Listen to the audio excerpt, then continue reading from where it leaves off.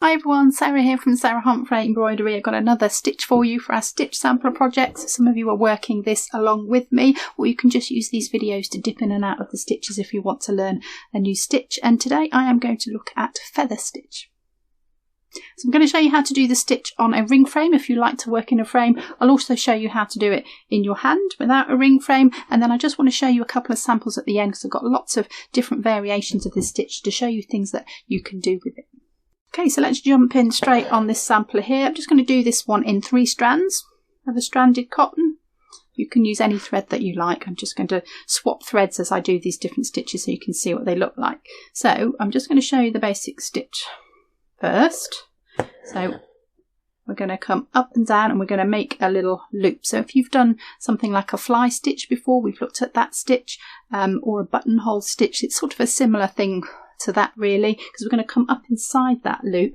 I'm going to come up in the middle there like that, and then I'm going to pull that thread towards me to tension it. Now what you want that to do is don't pull too tight, because you don't want a V shape really. You want a nice sort of circle with that nice half circle like that. And then I'm going to come up on the same horizontal level as that, so I'm going to come up over here and we're going to alternate, so one will be this side and one will be this side. That will make sense in a moment. So I come through at the same level that I came out previously. I'm going to come up in between those two, halfway point, at the same distance down as I did before. Let's go a little bit further, bring that out there, and then I can tension that towards me just gently on that, not too tight. You'll start to see the pattern appear. So now I'm going to go across horizontally. This one now going to be in line with that one there. Go through to the back.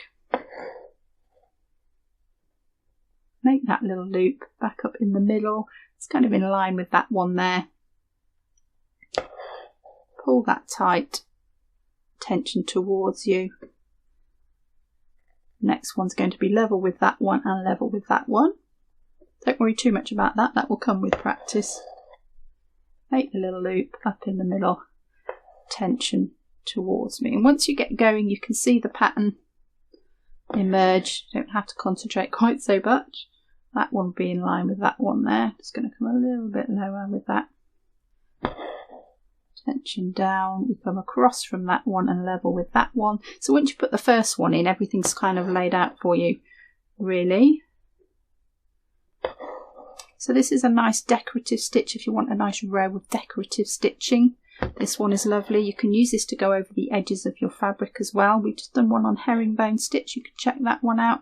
That's another good one for going over the edge like this one is as well. You can just cover up any raw edges or any seams that you might have.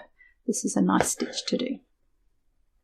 And then to finish that stitch, that's not finished at the minute because you can see that's loose there. So we just need to go down the other side of that with our needle just to finish that off and make sure that doesn't come undone.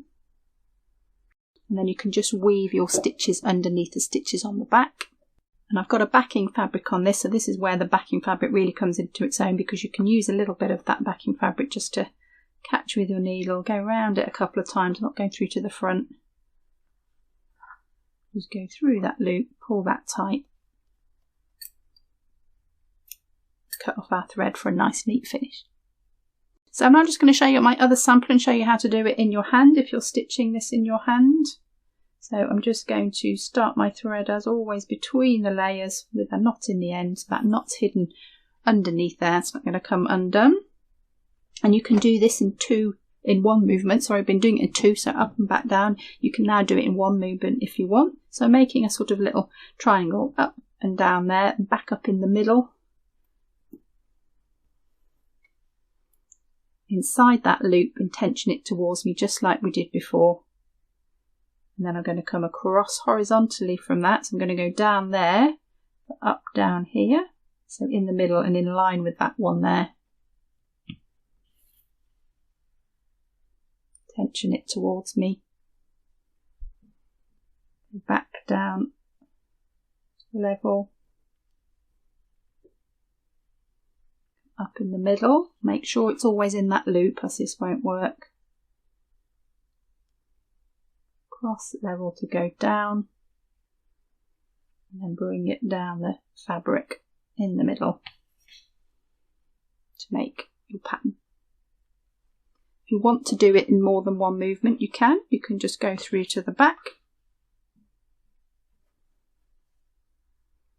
You can come up from underneath in the middle, inside that loop, and tension it. So you can work it whatever way you want. Very versatile, this, depending whether you want to work in your hand or in the frame. And a really beautiful, pretty stitch. So as I mentioned earlier, there is a lot you can do with this stitch. I want to show you some samples here. These are from a video that we have made on this very subject, so if you want to see that, do go and check that out up here. And you can see all of these ones that I'm going to show you. These are just my samples I made for the video. So here's the one that I have just shown you. Nice simple single feather stitch here, but you can do it in a line as well. And if you want to mark on that wavy line, you can do that with something that will come off, so a pen that will erase with water, or a friction pen, or you could just tack yourself a running stitch and thread you can pull out later. So it's really nice on a wavy one, makes really nice sort of coral sea kind of themes and ferns and things like that. Is a really nice one. This is a sort of freestyle one. This was just kind of playing with it a little bit and seeing what patterns you can make with it without worrying about it all being neat and everything being the same size. So that one was quite fun. You can go in the same direction for a bit if you want, so you can see 3 here. So go 1, 2, 3, then I've gone back the other way, 1, 2, 3, and you can keep doing as many as you like. You can keep going in one direction. You could alternate that as well and change up a little bit if you want to. And here's a closed one. So we've come up, down, and back up here. And then I've got back down where that first one started. So I'm kind of closing the loop. So this makes a really interesting triangular effect. Completely different, but exactly the same stitch, but with a completely different look. Some more of the same here, just practicing the sample. So there's the single one. There's a slightly freestyle one. There's a curved one. There's the closed one. This one here, instead of coming up level with the bottom of it, I've come back up to the top. This makes a really interesting kind of plant-like effect. Here's the triple one here. And then you can start to layer them. You can do a row on top of another row. Top of another row, you can add some beads in the gaps. You can do, this is the single one that we did, that I've just shown you. And then I've just put a little detached chain in the middle to make flowers. This one's got French knots on the end of it, little groups of French knots make a kind of a trellis, and you can go mad and do all sorts of things. You've got beads on there, we've got fly stitches in there, we've got detached chain stitches in there, and French knots in the middle, and you can make up these really beautiful patterns. It's another version of the same thing, just trying out some similar things. So here's the one with the detached chains. This is the one where I kept them all level rather than moving down each time, and put French knots on the end.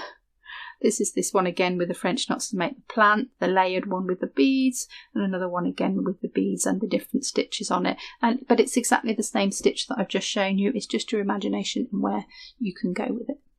So if you want to have a go at those feather stitches, I'll put that video up here as well as up in the corner. Do go and check that one out and have some fun playing with this really beautiful stitch. And I will see you in the next stitch video.